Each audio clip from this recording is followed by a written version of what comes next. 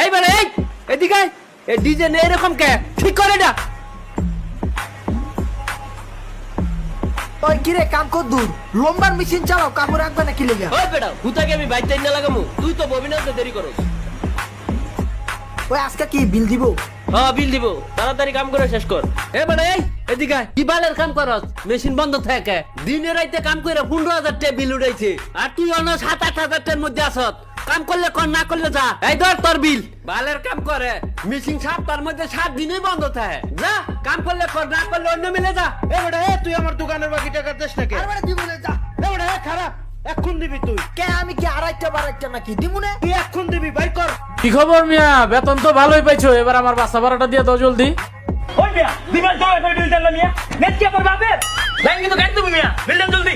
আপু জলদি আমার দাও আমি স্কুলে বেতন দিবা আরে বেটা দিব না যা দিব না। জলদি দাও দোষ কয়টা টাকা হাওলাত দে বেতন পাইলে দিয়ে দিমনি আর বেটা আমারই তো অবস্থা খারাপ 15,000 বুঝা সই না চইল রে ভাই চৌরা বাজারে মাসে লাখ টাকা কামাইলেও অভাব থাকবো সংসারে যার কপাল পুইরা যায় অভাব ধরে তাহারে মলয় টাকা দিলেও প্রকৃত সুখ দেয় না সবারে সংসারে সংসারে অভাব থাকে যে সংসারে হিসাব না থাকিলে ঘরে দুঃখ ঘরে চাইপা ধরে করব নাকি করব বিয়া থাকে চিন্তায় পইরা পরের ঘরের মাইয়া আইনা খাওয়াইব কি কইরা বিয়া শাদি করাই দিলে থাকে 1 মাস রঙ্গে সুখের ঘরে অভাব ঢুকলে সংসার জায়গা চাঙ্গে পরের কাছে ধর্না ধরে